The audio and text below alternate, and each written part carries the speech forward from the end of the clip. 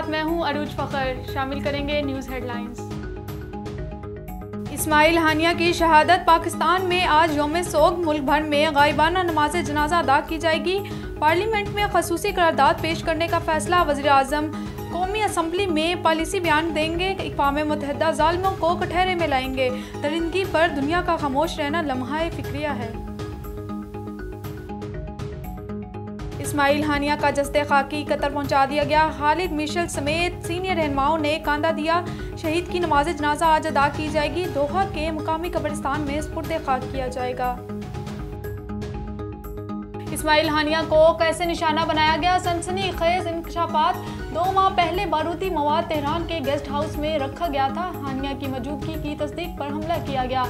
अमरीकी अखबार का दावा है हमले के लिए इसराइल ने जासूसी सॉफ्टवेयर इस्तेमाल किया। बेटे को कॉल करने पर लोकेशन ट्रेस हो गई। मशरिकी वस्ता में कशीदगी में इजाफा। तुर्क सदर और अमरीकी हममनसब जो बाइडन का राब्ता। तैयब उर्दवान ने कहा इस्माइल हानिया का कत्ल जंग बंदी की कोशिश को नुकसान पहुंचाएगा।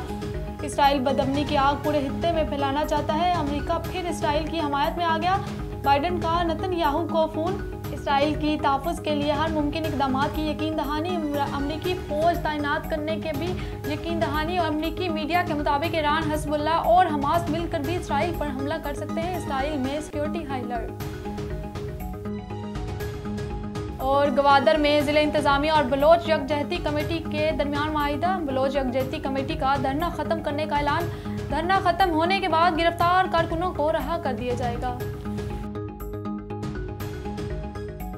न्यूज़ स्टूडियो से फिल वक्त इतना ही। मज़ीद खबरों और अपडेट्स के लिए देखते रहिए A1 TV। A1 TV, सब पे नजर, अंदर की खबर।